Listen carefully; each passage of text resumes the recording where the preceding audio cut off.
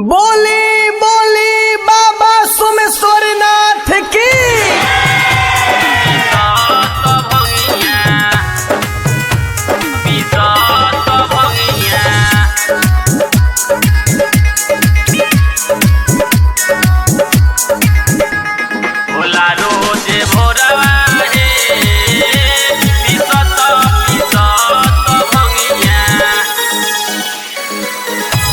टूट गईले सिला सिला बतिया, टूट गईले लोढ़वा हे, टूट गईले सिला सिला बतिया, टूट गईले लोढ़वा हे, पिसत पिसत भंगिया होला रोज भोरवा हे, पिसत पिसत भंगिया दुखता कलैया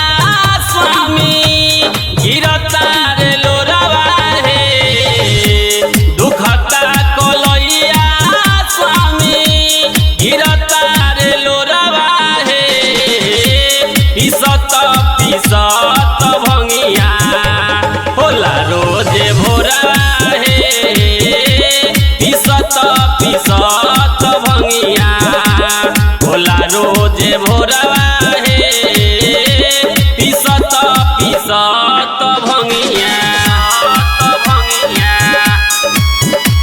पिसत भंगिया होला रोज भोरवा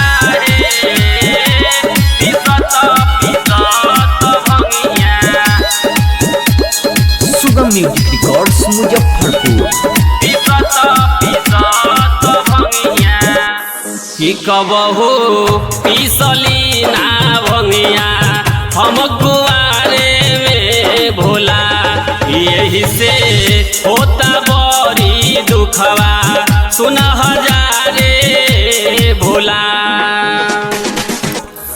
अजबे बलैया आइले भूल गईले गोरवा हे, अजबे बलैया आइले भूल गईले गोरवा हे, पिसत पिसत भंगिया हो गईले भोरवा हे, पिसत पिसत भंगिया हो गईले भोरवा हे, पिसत पिसत भंगिया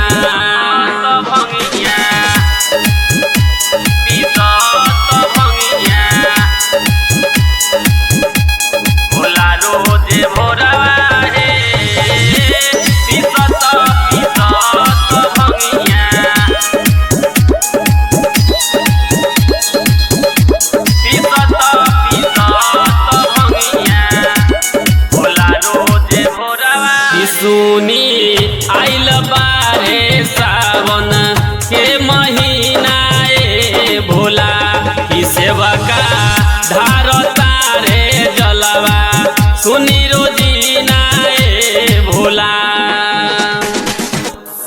आर के सबरिया गावे घरे हाथ जोड़वा हे, आर के सबरिया गावे घरे हाथ जोड़वा हे, पिसत पिसत भंगिया हो गईले भोरवा हे, पिसत पिसत भंगिया होला रोज भोरवा हे, पिसत पिसत भंगिया।